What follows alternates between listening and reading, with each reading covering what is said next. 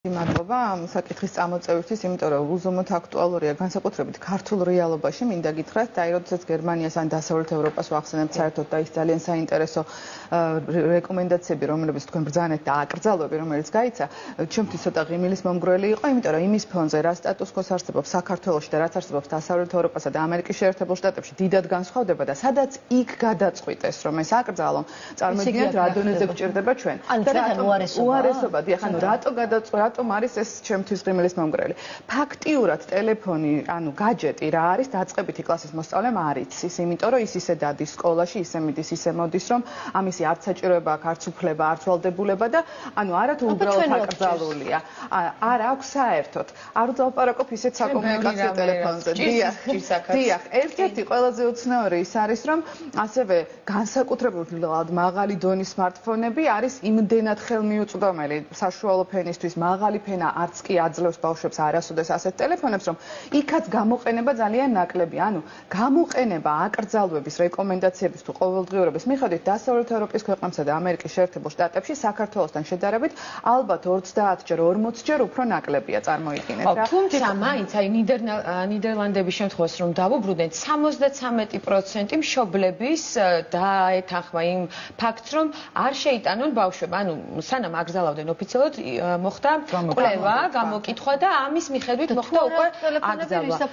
ზოგადად ვისაც აქვს 73% მშობლებისა დაეთანხმა სწორედ იმას, რომ ბავშვები საკლასო ოთახში შევიდნენ. გეტყვით 6-დან 13 წლამდე ბავშვების 44%-ს აქვს smartphone. ანუ საქართველოში თუ შეიძლება რომ რო დავუბრუნდეთ, რომ ტექნიკური განხილვა რო არ გამოვიდეს რა ამ smartphone-ებში რა არის ასეთი ცუდი ან რატომ არ უნდა გქონდეთ ბოლო-ბოლო ხო მოზარდებს განსაკუთრებით.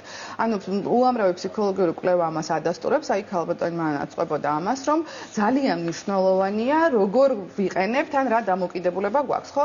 სამწუხაროდ гаджеტები გახდნენ ახალი მიზიდულობა მოზარდებისთვის და დასტრულებისთვისაც, რომლებიც ხდიან დამოკიდებულს. დამოკიდებული შეიძლება იყოს როგორც ნებისმიერ ნარკოტიკზე, ასე ვთქვათ, ასევე ამ შემთხვევაში гаджеტებზეც კი. და ეს უცებრო წაართვა თვითონ. ეს არის უდიდესი სტრესი, ეს არის ჩვეულებრივი. დიახ, სტრესი, რომელიც აი დეფიციტს აჩენს და აი ასეთ შემთხვევაში ეს ძალიან ართულებს მდგომარეობას და რაც ყველაზე მთავარია, რატო გაჩნდა ესე ადვილად. ერთი რომ მშობელი ვერ აღიქვამს ეს როგორი ძლიერი დამოკიდებულება არის და ადვილად აძლევს მას.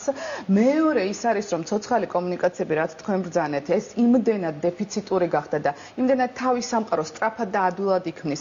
სულ პატარა ასაკიდანვე ბავშვი რომ უკვე მისთვის ეს ძალიან კომფორტული გარემოა და რეალურად ყველაზე აქტუალური საკითხები დღეს მთელ მსოფლიოში რო წამოიჭრა და ჩვენ ქვეყანაშიც ეს ძალიან აქტუალური ხდება მიუხედავად იმისა, რომ საქართველო ძალიან სოციალურ საზოგადოებად ითვლება.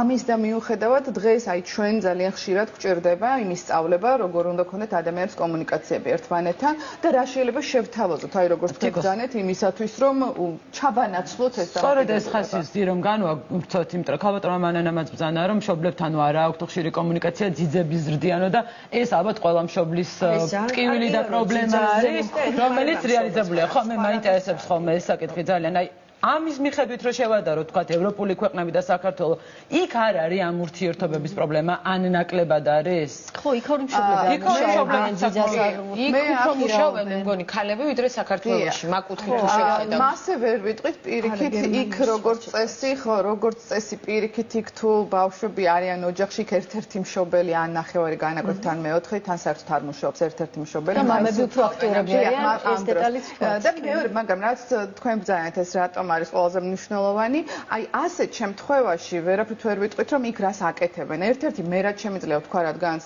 ამ შემთხვევაში დებატების მიმართულებითაც მუშაობთ და არაფორმალური განათლებასაც განვითარებთ საქართველოში და მის ფარგლებს გარეთაც, რაცაც იქ ხედავთ, სკოლის შემდგომი აქტივობები, აი როგორც თქვენ ბრძანეთ, ეს არის იმდენად მაღალ დონეზე წარმოდგენილი და იმდენად ბავშვს, როგორ გითხრათ, დრო აღარ რჩება, სიცარიელი აღარ რჩება იმისათვის, რომ აი ამ თავის სამყაროში ჩაიკეტოს, რომ რომ ასეთ დროს არის ხოლმე სწორედაც აი ამისი საშუალება და ის საქართველოში ხშირად მეკითხებიან და აი ახლა მინდა ზუსტად თქვა რომ აი პროექტები რომლებიც კი ხორციელდება და ძალიან ბევრი ხორციელდება საქართველოში სხვათა შორის ასეთი და რაღაც საერთაშორისო მოდელები ბევრი კარგი არ არის გადმოტანილი პირდაპირ გადმოტანები არ ვარ, მაგრამ ისეთი რომლებიც ადაპტირებულია ქართულ რეალობაზე მართლაც საგანმანათლებლოა და თან სახალისოა და არ შემიძლია ჩვენი პროექტი არ ვთქვათ ხო რომელიც თუ ბევრმა თქვენგანმა ყველამ კარგად იცით აი დებატები უკეთესი განათლებისთვის ზუსტად ამას ემსახურება რომ აი მოსწავლეებს უკეთესი განათლებისთვის რაღაც სათამაშო შევთავაზოთ და რეალურად ჩვენ თამაშთან და მშობლებთან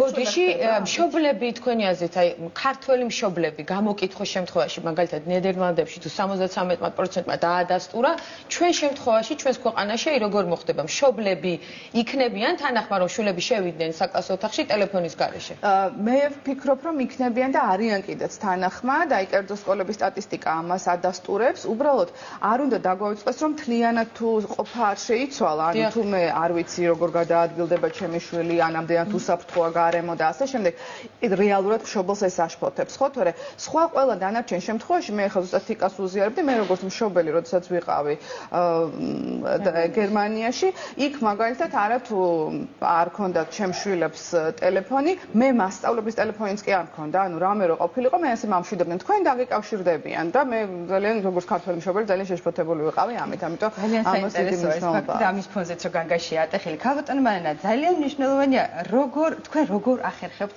გაუწიოთ კონკურენცია გაკვეცილზე აი ამ სმარტფონებს იმიტომ რომ ერთგვარად არაფორმალური განათლების სათავეში თქვენც გახართ ყავთ ბავშვები ესე აქტიურად აი რა ახერხებით რა ხრიკებით რთული არისო ცირა პირველ რიგში მოდი დავიწყოთ იქიდან რომ ჩვენ დამნაშავეს კი არ ვსპობთ არამედ დანაშაულს ხო დავიწყოთ აქედან მე ტელეფონს წავართმევ და ის სხვა რამეზე იფიქრებს სხვა რამით ითამაშებს არაფერი შეღავათი არ არის აქ ჩანაცვლება არ უნდა დარჩეს სარელი ადგილი აუცილებლად უნდა მოხდეს რაღაცის ჩანაცვლება სპორტი კითხვა აი გაკვეთილ სხვა რაღაცას ვიტყვით რა მასწავლებელი რომელიც კლასს ვერ გზნობს ის უბრალოდ ახლა მე მესმის რომ დიდი კლასებში ძალიან ძნელია ამის მართვა სიტუაციის მაგრამ არის კიდე მეორე მომენტი იქ ტელეფონის დამოკიდებულება ფაქტობრივად ბავშვთან ასოცირდება როგორც პირადი თავისუფლება და პირადი სივრცე. იქნება აი ამაზე გვეფიქრა, რა თქმა უნდა ტელეფონი ჩამოართვა, რა თქმა უნდა არ არის საჭირო ტელეფონი გაკვეთილზე. მაგრამ მეორე მომენტია რომ ის ბავშვი ამ ტელეფონით რაღაცა პიროვნების იდენტიფიკაციას ახდენს. თითქოს ტანსაცმელი მოაძვრე, მართლა ასეთი განცდა. ასე მარტივად არ შეიძლება ადამიანს გამოგლიჯო რაღაცა. იმიტომ არ უნდა მივიდეს. იქნება უფრო რეალიზებულია ბავშვი, როცა უბრალოდ თან აქვს ტელეფონი, იქვე დევს. იცით რა არის? შვიდათ არის. ესეც ხო არის. აკრძალვა ფაქტობრივად, ხო, მესამე კანონი ნიუტონის რაც უფრო მოუჭერ მეტია წინააღმდეგობა. რო აკრძალ მესამე ტელეფონს წაღანაც თქვი ეს. იცით რა მომენტია, რომ აქ პირველ რიგში უნდა იყოს კონტაქტი. ბავშვს არ უნდა მოუნდეს ტელეფონში თამაში. აი და რა უნდა ქნას მასწავლებელი? აი აბსოლუტურად ზუსტად თქვი თქვენ. აი ეს პრევენციის ზომებზეა საფიქრებელი და არა ტელეფონის ჩამორთმევაზე. მე რა თქმა უნდა თქვი რომ უნდა ტელეფონი არ უნდა შეიტანო, იმიტომ რომ არაც თუ არის ერთ-ერთი ყველაზე მნიშვნელოვანი. მაგრამ აი გუშინ ვიყავი ერთ სიტუაციაში და პატარა გოგონა მოხდა ისე რომ წამოიყვანეს სტუმრად. სკოლამდელი ასაკის ბავშვია და ვხედავ მის ეს ტელეფონი არაფერი არ მithქვებს აბსოლუტურად ნორმალური სიტუაცია იყო და ნორმალური მშობლები იყო და რა შევხედე იცით რომ აი ამ პატარა გოგონამ გადმოიღო ეს ტელეფონი და რა გახსნა იცით რომ აპლიკაციების ვიდეოები როგორ კეთდება ეს გაოგნებული ვუყურებდი და ვიყავი ძალიან გახარებული იმიტომ რომ ასეთ სიტუაციაში მე მესმის რომ ყოველდღე არ უნდა მისცემ მაგრამ არაფერი არ უნდა ვაკონტროლოთ რა იცით რა ბარემ დავამთავრებ ეს ამ ბავშვს აქვს სწორი ახსნა და სწორად წაიყვანა მშობელმა და იმან იცის რომ იქ თამაშზე უფრო საინტერესო არის რომ თვითონ აპლიკაციას აწყობს აი აქამდე აი ეს თოკი გამოგვეკეთებიდი უნარი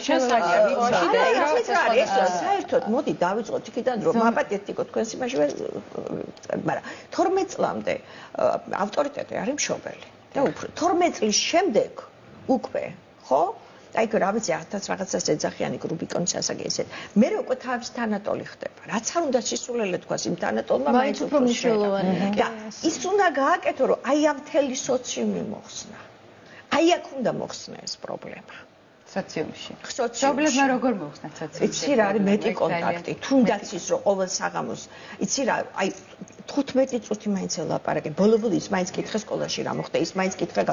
ოღონდ მე-10 სართულიდან არ დაელაპარაკო შვილს. გვერდზე, აქვე. მისივე სიმაღლეზე, თიკოსი და რაღაცა.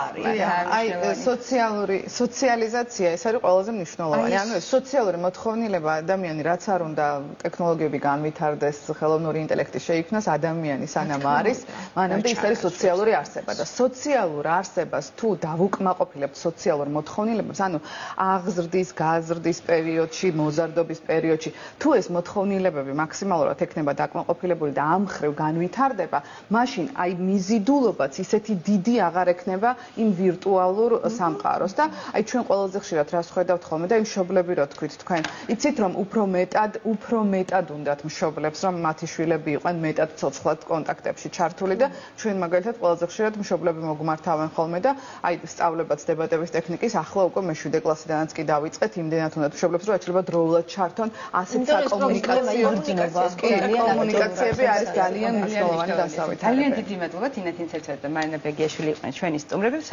ტელეფონების ავკარგიანობაზე ჭარბი მოხმარებით არის ჭარბი დოზით არის ძალიან ცუდი თორე ისე ძალიანაც სასარგებლო შეიძლება იყოს იმიტომ რომ კვლევა რომ ჩატარდა 2 საათზე ნაკლები დროით რომ ხმა იყენებდნენ 9-დან 11 წლამდე ასაკის ბავშვები და ასევე კარგად როდესაც ეძინათ 9-დან 11 საათი რომ ეძინათ ძალიან კარგი აკადემიური მოსწრება ჰქონდათ ანუ ეს არ არის რაღაცა ჯოჯოხეთი და საშიში უბრალოდ საშიშია მას შემდეგ როდესაც არის ჭარბი მოხმარება და თუ არ უნდა თუ გვინდა რომ არ მოიხმარონ ბავშვებმა ჭარბად ჩანაცვლება უნდა მოხდეს პირადი ცოცხალი ადამიანური ურთიერთობები და პირველ რიგში ჩვენი მეგობრობით იწყება ყველაფერი მე გემშვიდობებით მომავალ შეხვედრით დიდი მადლობა თიკა დიდი მადლობა თქვენ რეკლამის დროს შევისვამთ რამდენიმე წუთში დავბრუნდებთ